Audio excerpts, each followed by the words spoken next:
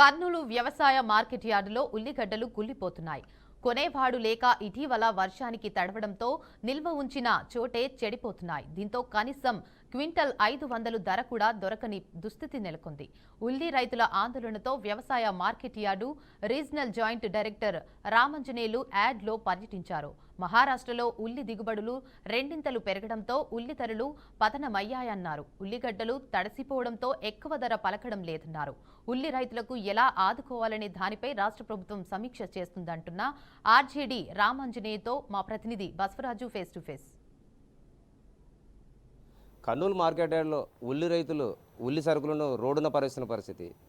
Minimum ధర లేకపోవడం వల్ల గిట్టుబాటు ధర లేదు. ఒకవైపు పెట్టిన పెట్టుబడులు రాకపోవడంతో ఈ నేపథ్యంలో ఉల్లి రైతులు ఆందోళన చెందుతున్నారు. మరి ఈ వ్యవసాయ శాఖకు సంబంధించి ఆర్జేడీ గారు ఇక్కడ వచ్చి రైతుల దీనస్థితి లేదా యార్డులో పరిస్థితులు గమనిస్తున్నారు. మరి ఎందుకు ఈ ఉల్లి రైతు ఈ రకంగా పడిపోయింది తెలుసుకునే ప్రయత్నం చేద్దాం.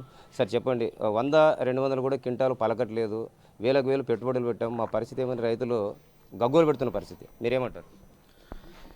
యాక్చువల్గా అంటే సరుకు క్వాలిటీ ఉన్నదానికి 10-12 అట్లా పోతుంది. కొద్దిగా గత 2-3 వారాలుగా వర్షాలు రావడంతో ఈ యొక్క తడిగా ఉన్నది మురుగు అంటారు కదా, అది మాత్రం మీరు అన్నట్ల ₹3 నుంచి ₹6 వరకు పోతూ ఉంది. మిగతా సరుకు బాగానే అంటే ₹10 వరకు పోతుంది. అది రెమ్యూనరేట్ అవుతుందా కదా అనేది వేరే విషయము. మరి ఈ సంవత్సరం గత సంవత్సరంతో పోల్చుకుంటే ఎకరేజ్ కూడా తక్కువ. గత సంవత్సరము 51 ఖరీఫ్ సీజన్లోనే 51,000 ఎకరాలు వేసింటే ఈ సంవత్సరము 26,000 ఎకరాలు మాత్రమే వేయడం జరిగింది. మరి ఇంత ఎకరేజ్ తగ్గినా ఈ యొక్క రేట్లు లేకపోవడానికి ప్రధాన కారణము ఈ యొక్క మహారాష్ట్రలో గత రబీ సీజన్లో బంపర్ ప్రొడక్షన్ రావడము, అంటే 100 క్వింటాలు అయితే 200 క్వింటాలు కావడము. ఆ సరుకు ప్రతి సంవత్సరము ఈ టైంకి అయిపోయేది. అలాంటిది ఇప్పుడు ఇంకా ఆ యొక్క సరుకు ఉంది, అది సర్క్యులేట్ అవుతూ ఉంది. అదేవిధంగా మన సరుకు ఈ యొక్క కర్నూలు వెరైటీ మేజర్గా బంగ్లాదేశ్కి ఎక్స్పోర్ట్ కావడం జరుగుతూ ఉండేది. అదేవిధంగా ఒరిస్సా, బంగ్లాదేశ్ ఇట్లాంటి స్టేట్లు కూడా ఎక్స్పోర్ట్ అయ్యేది. మరి ఈ సీజన్లో ఈ తడి రావడంతో ఈ యొక్క ఎక్స్పోర్ట్కి అనుకూలంగా లేకపోవడం జరుగుతుంది.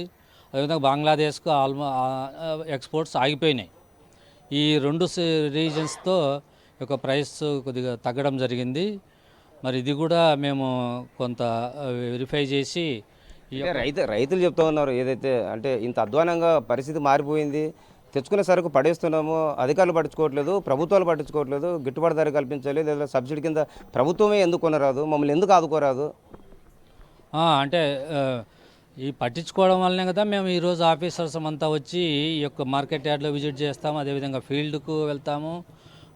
అదేవిధంగా ఈ రైతులను ఇప్పుడు నష్టపోయే రైతులను ఏ విధంగా ఆదుకోవాలి అనే దాని విషయంలో కూడా చర్చించి హార్టికల్చర్ ఆఫీసర్స్తోనూ అదేవిధంగా మార్కెటింగ్ ఆఫీసర్స్తోనూ చర్చించి ఈ యొక్క గవర్నమెంట్కు ఒక ప్రతిపాదనలు పంపడం జరుగుతుందని మీ ద్వారా తెలియజేస్తున్నాను.